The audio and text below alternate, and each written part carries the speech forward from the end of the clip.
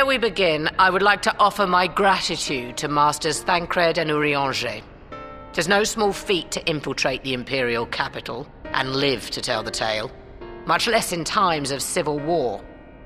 Thanks to them, we may plot our course in full knowledge of how the winds blow in Garlemald.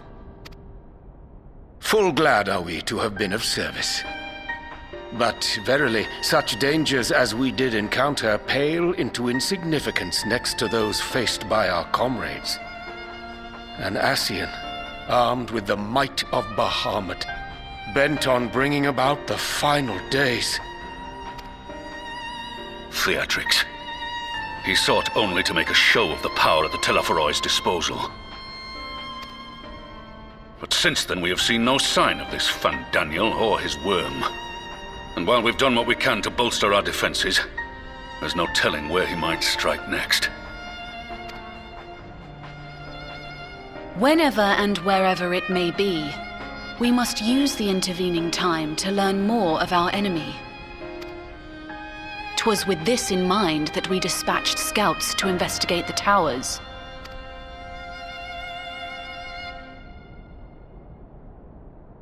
Our advance party took longer than expected to return.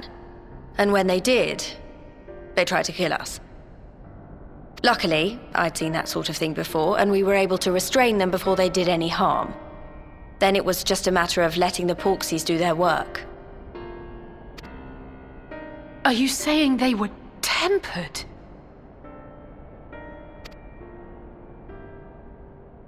Once they'd come back to their senses, they told us everything they could.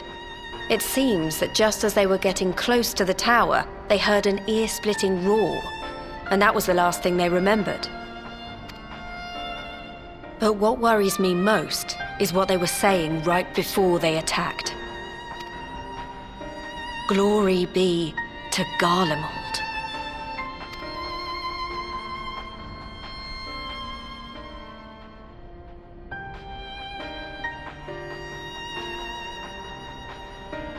The Tempered have heretofore ever been thralls to primal entities. Yet these hapless souls were compelled to accept a nation as the object of their devotion. This calleth into question all that we know of the condition.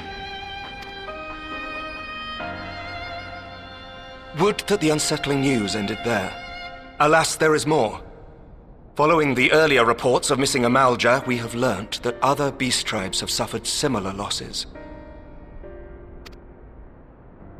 And we now have reason to believe that the abductions are connected to the appearance of the towers.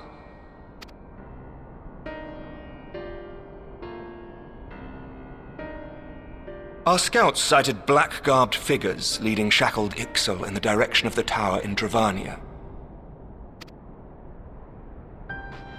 The Temple Knights were able to intercept them before they could reach their destination, liberating the Ixal and apprehending their captors, each of whom was found to be equipped with Garlean arms and armor.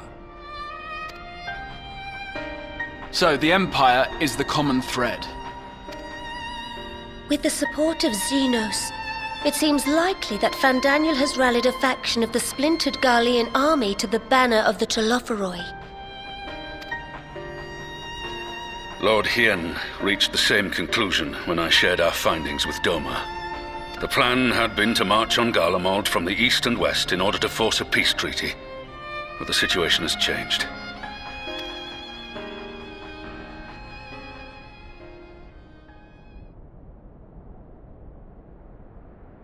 Given the nature of the enemy and the proven risk of tempering, I could think of few suitable candidates to aid in this task.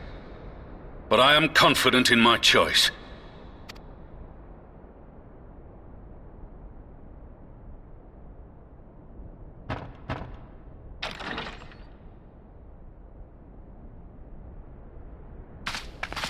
What?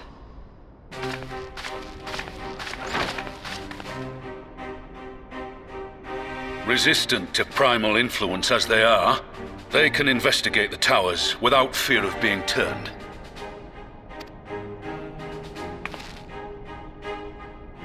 We are glad to put our gifts to use, Commander.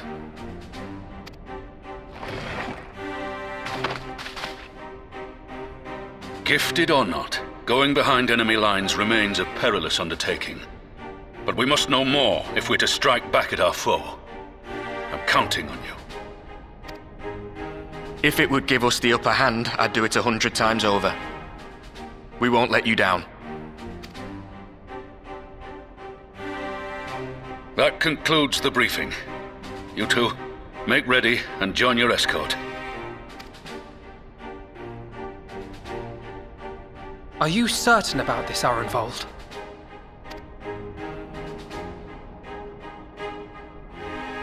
I am. Come on, let's talk outside.